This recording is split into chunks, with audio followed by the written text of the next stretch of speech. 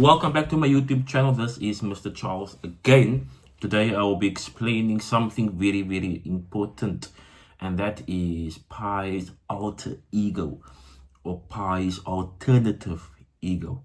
Okay, so this is quite a common question in the NSC examination, so you need to be familiar with this idea. Obviously, you will have to read, you will have to read to discover this. You will have to read. It's not mentioned in the book, but you will have to read. Okay, so when I say Richard Parker, RP, let's call him RP.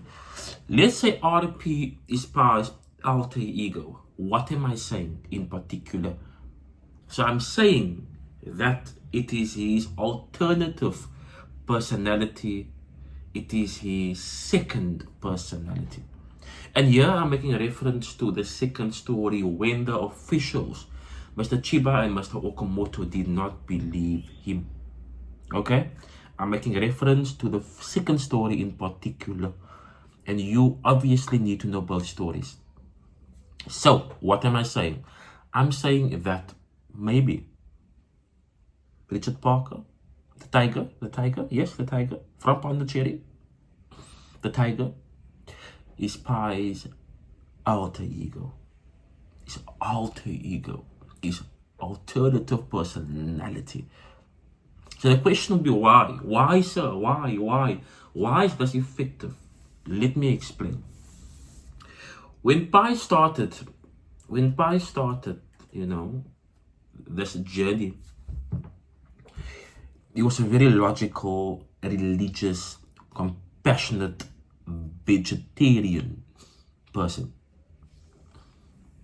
Logical, compassionate, very analytical, very curious, and a vegetarian. When he started his journey, okay? But because of his ordeal, because of his experience, he had to compromise his sense of morality. In other words, he will have to go against his core set of beliefs. For example, he had to forego his vegetarian belief because of his ordeal. Also, he had to resort to violent, animalistic acts to survive. Eating the flesh of the blind Frenchman, example, right? Killing the cook in the second story, example. Eating fish, example. Killing the turtle, drinking the blood of the turtle, for example. So these acts, they're not part of his moral code or his morality. It's not part of his father never taught him, these things. His father taught him that animals are dangerous. I'm sorry about that. I know you guys are perplexed and looking at it. What is happening? I had a different t-shirt on. Yeah, don't worry about that. Focus on the content of the video. So, to continue, Pi had to, as mentioned, forego his sense of belief and morality in order to survive. Okay, and I provided examples thereof. So now, why is the alter ego effective? It is effective because Pi is able to distance himself from his animalistic side. And as he's distancing himself from his cruel, inhumane, barbaric, brutal acts, he's able to preserve and maintain his sanity. Okay? In other words, it is a coping mechanism to deal with trauma. For example, so Pi can say, I did not kill the French cook, the cook. I did not. It was Richard Parker.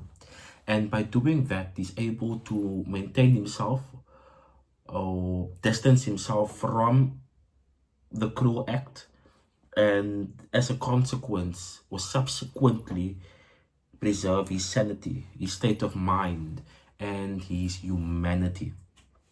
So Pi is able to preserve his humanity by distancing himself from his cruel acts through creating of an alternative ego known as Richard Parker, if that makes sense.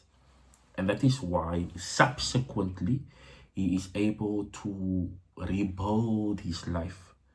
He is married to Meena Patel, a pharmacist. He has 2 children, a girl and a boy.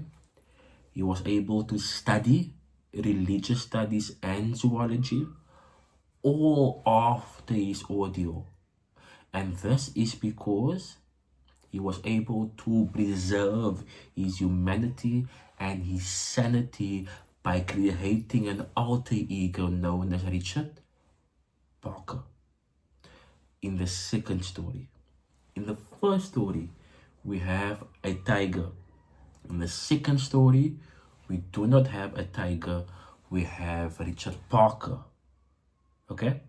Please understand the distinction there. Please like, subscribe, and comment. And yeah, cheers.